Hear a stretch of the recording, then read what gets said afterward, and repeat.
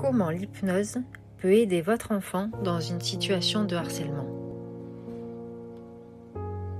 Le harcèlement se définit comme une violence répétée qui peut être verbale, physique ou psychologique. Cette violence se retrouve aussi au sein de l'école. Elle est le fait d'un ou de plusieurs élèves à l'encontre d'une victime qui ne peut se défendre.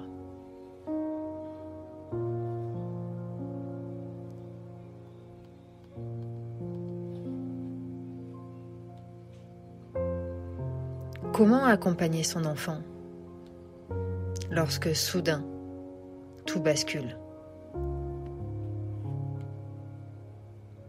Dans notre vie quotidienne, outre le fait qu'elle soit rythmée par nos différentes tâches, nous rencontrons en permanence différentes émotions.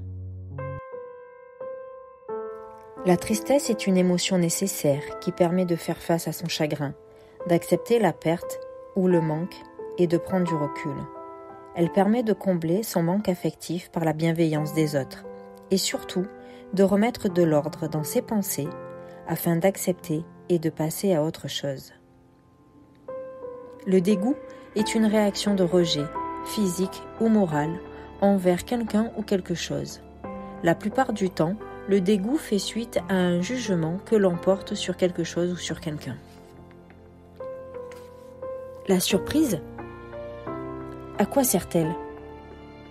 La fonction de la surprise est de vider la mémoire de travail, de toute activité résiduelle, afin de faire face au stimulus imprévu. Cet état active les processus attentionnels, tout comme le comportement d'exploration et de curiosité.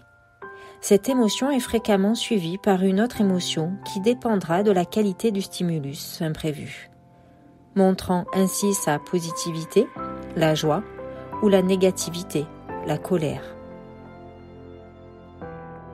La joie, elle sert à nous récompenser de nos efforts et à nous faire du bien. Son besoin est de provoquer le plaisir intégral du corps et de l'esprit, accompagné d'une adhésion à soi-même. Ce besoin va également nous permettre de nous protéger. La colère, elle nous donne de l'énergie, mobilise les ressources du corps et nous pousse à l'action. Elle permet d'assurer notre défense et de sauvegarder nos intérêts. Elle nous aide à maîtriser les situations difficiles.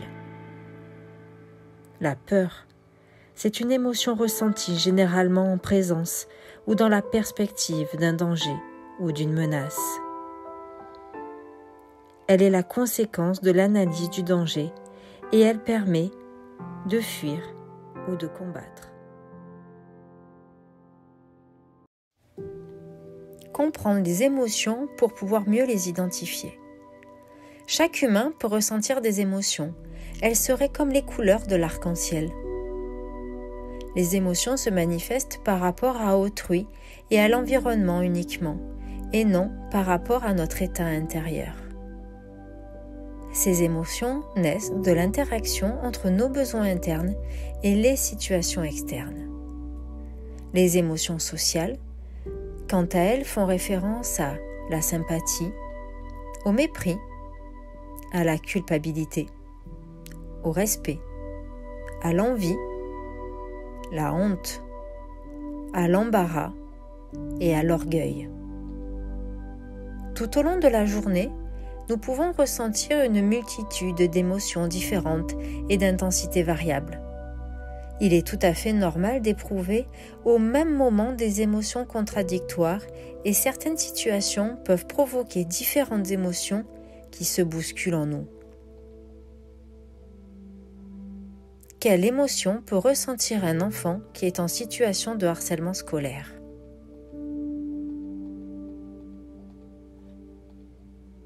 On observe en général un manque d'empathie du côté de l'enfant qui harcèle, qui parfois n'éprouve ni remords, ni culpabilité.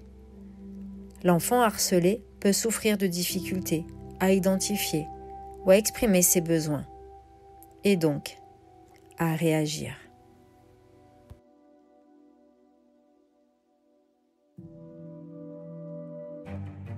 Le harcèlement peut prendre la forme de moquerie, de gestes menaçants ou d'humiliation. Le harcèlement scolaire se caractérise par des intentions agressives et une récurrence des violences. Il s'agit avant tout d'un phénomène de groupe. Le meneur s'en prend à une cible à l'aide de suiveurs qu'il a réussi à fédérer, le plus souvent sous le regard de témoins passifs, qui renforcent son sentiment de toute puissance.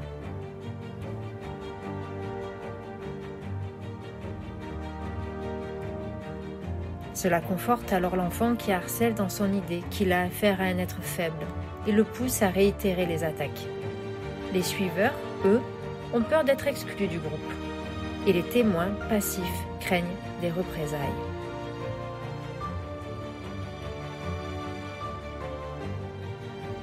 Les signes du harcèlement. L'enfant a parfois du mal à parler de sa situation à son entourage. Mais certains signes peuvent alerter, comme les problèmes de sommeil, les difficultés scolaires pouvant aller jusqu'au décrochage, le changement de comportement, le repli sur soi-même, la colère, la somatisation, l'anxiété. Bien sûr, d'un enfant à l'autre, les signes peuvent varier. Le changement de comportement est le principal marqueur. Outre la souffrance qu'il entraîne, le harcèlement a un impact général. La confiance et l'estime de soi sont directement touchées.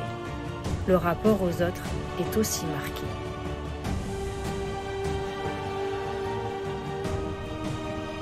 Comment faire confiance aux autres?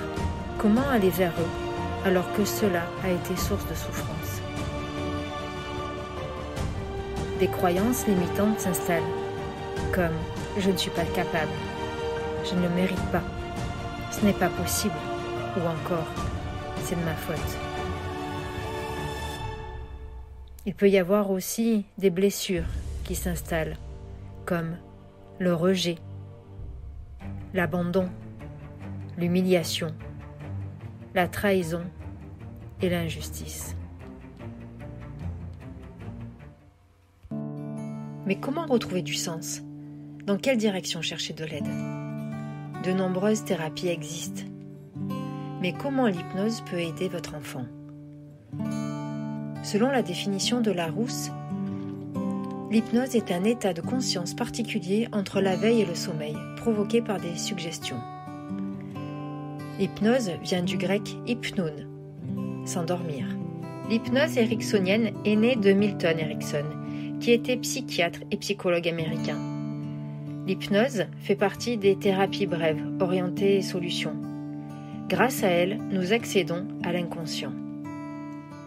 L'inconscient permet de gérer les fonctions vitales, comme la respiration, la digestion, le rythme cardiaque, la cicatrisation, la température.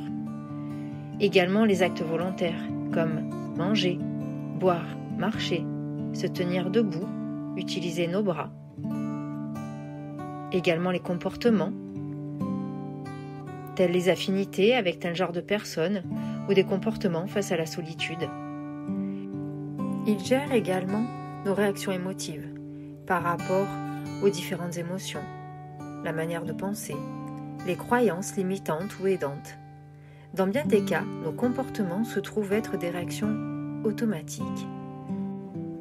L'inconscient est le siège de la mémoire, de nos apprentissages et de nos souvenirs. L'hypnose est un outil qui vise à modifier l'état de conscience pour accéder à l'inconscient. Son but est de permettre à la personne d'aller puiser en elle toutes les ressources pour résoudre sa problématique. La solution étant chacun d'entre nous. Pour cela, nous pouvons imaginer un iceberg. La conscience peut être associée à la partie émergée de l'iceberg et l'inconscient, lui, peut être associé à ce réservoir de ressources immergées. L'inconscient est capable de traiter plus d'informations que ce que le conscient détient. Il réagit plus vite et il est toujours actif. L'inconscient détient la mémoire de tout ce qui nous est arrivé dans notre vie, nos apprentissages, nos expériences, nos souvenirs, nos sensations, nos émotions. Il crée des réflexes, des automatismes, mais aussi des amnésies, des symptômes. Tout ceci dans un seul objectif, nous protéger. C'est un allié bienveillant qui protège notre psychique et notre physique. L'hypnose va permettre à votre enfant de se détacher, de se pardonner ou de pardonner, ou encore toute autre chose. Ce qui ne veut pas dire oublier, mais avoir du détachement, prendre la bonne distance émotionnelle avec la situation. Avoir un regard différent. Permettre à votre enfant de renouer avec ses propres capacités. Retrouver une aisance sociale pour s'affirmer et construire ses propres moyens de défense. Trouver des solutions personnelles permet de réhabiliter l'estime et la confiance en lui, élément fondamental pour stopper le harcèlement. En lien avec ces valeurs, votre enfant pourra retrouver du sens à sa vie, s'envoler dans une nouvelle direction, peut-être même ressentir de la fierté, la réussite, ou encore la liberté, la joie, le plaisir, le bonheur, le dépassement, l'entraide, l'accompagnement, pour lui permettre de reprendre sa place. Et encore bien plus.